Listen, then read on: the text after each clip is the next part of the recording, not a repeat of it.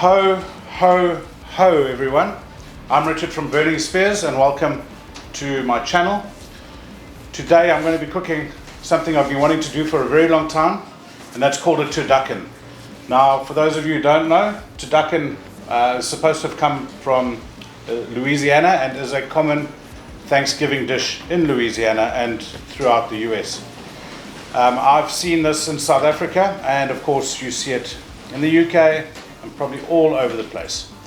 So traditionally it's deboned turkey, duck and chicken, hence where the name comes from. And the chicken has got a little bit of stuffing put in it. It's then wrapped by the duck with a bit of stuffing in it, and then wrapped by the turkey. So it's the big bird, medium bird, small bird, all inside. Then it's sewn up, and it looks like it's a whole turkey. That's the whole look. Beautiful creation.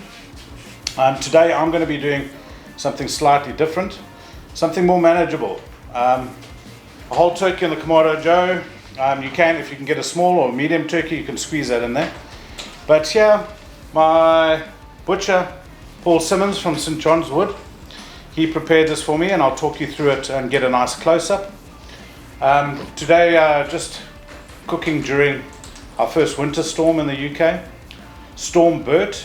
I don't know why they called it, used a male name for it. I presume because it won't last long and is not reliable, something like that maybe. And it's at least it's quite warm, but my studio is an absolute mess, just leaves blown in and all of that. So forgive me on the sound. I'm sure there are going to be some trying times with the rain, but we will just try and work around that. Okay, so my butcher prepared this version of a turducken for me, and it's a 2.5 kilo turkey breast. Then that has 5 duck breasts and 4 butterfly chicken breasts, all wrapped up, and got 700 grams of bacon lattice on to keep the moisture in. And we're going to do quite a little bit of prep to it, so let's get that going. Okay, so I'm going to do this low and slow at 125 Celsius, 250 Fahrenheit. I want to preserve as much moisture as possible, so cooking it low and slow will do that. I'm not going to inject this, which is a technique used often to get moisture in. I'm going to make sure that this is tender on its own merit. One of the things I'm going to do to help with that is coat it in ghee. I've been using ghee more and more. I prefer it to some oils. It just gives that other layer of unctuousness, and in this case it should provide a bit of a barrier for the moisture to not leave at such a quick rate. Then I'm using Angus & Oinks Jack and Cola, some sweet and some spicy. I'm going to go liberally. This is a big piece of meat.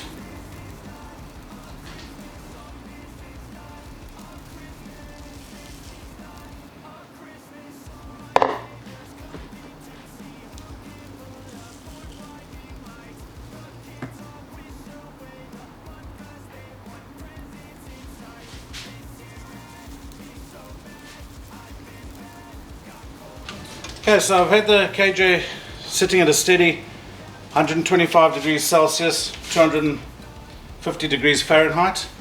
I'm doing an indirect cook today with cherry wood for the smoke, nice soft smooth smoke.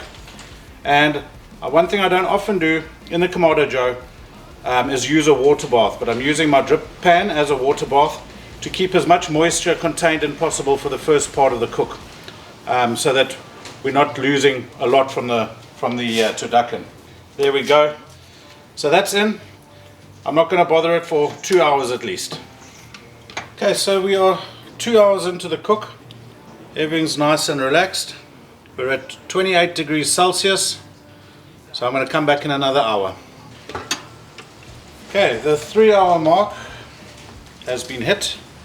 Let's check what we've got. 44 degrees internal. I'm going to want it to be at least 50 before I amp it up in temperature. to 180 degrees Celsius to give that more typical roast exterior.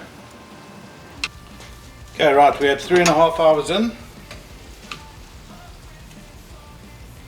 50.9. So now what I'm going to do is I'm going to lift up the temperature to about 180 degrees Celsius and finish it off more like a roast, as mentioned. Okay, so we at temperature now. I put my meter in there, so I know this. Just going to pull it out, loosely tint it in tin foil and let it rest while I get everything else ready. Okay, so this is nearly rested. I'm going to do the big reveal shortly. And I went to an internal temperature of 69 degrees centigrade, and then I pulled it to rest. So I'm hoping that we still got a lot of juice. Judging by the base of it, it's almost a bag of juice. Remember, duck has pink juices even when it's cooked. So there probably will be a little bit of pink in the juices. Don't let that dissuade you. This is perfectly cooked, and I can't wait to unravel it. The storm has, you haven't heard the worst of it. Luckily, it's timed itself perfectly. But it's been quite an afternoon. A lot of rain, a lot of wind, but everything's holding up, and so's the food.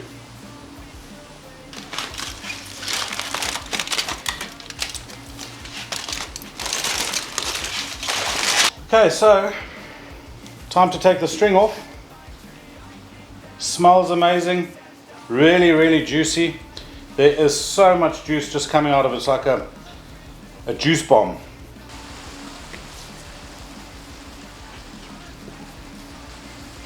Look at that.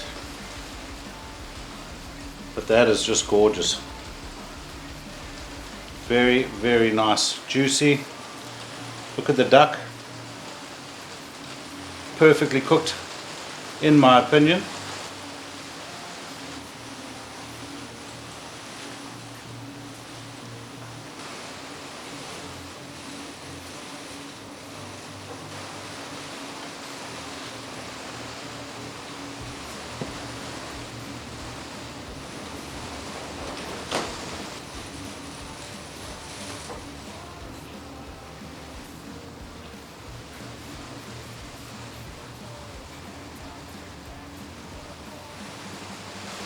Okay, so what we have here is some roast potatoes, gem squash, Yorkshire pudding, beautiful green beans, the meat, and then a chorizo and cauliflower cheese. That's going to be banging.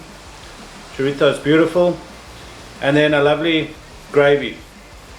So there is a great idea for a Christmas dinner, a roast dinner, or any other thing that you want, a lunch, hell, a breakfast if you want. This is amazing. I cannot believe how tender as well as juicy it is. That bacon, you've almost got a gammon-esque sense to it. Then the turkey, then the duck, then the chicken. It's all just like one complete beast. It's stunning. So Paul Simmons from Simmons Family Butcher, I've mentioned him a few times before. Thank you, Paul. Thank you to you and your staff. This was amazing. It's so nice to get to know someone who's passionate about the food and can give you tips on how to prepare it, who keeps an eye out for something nice and something different and lets you know.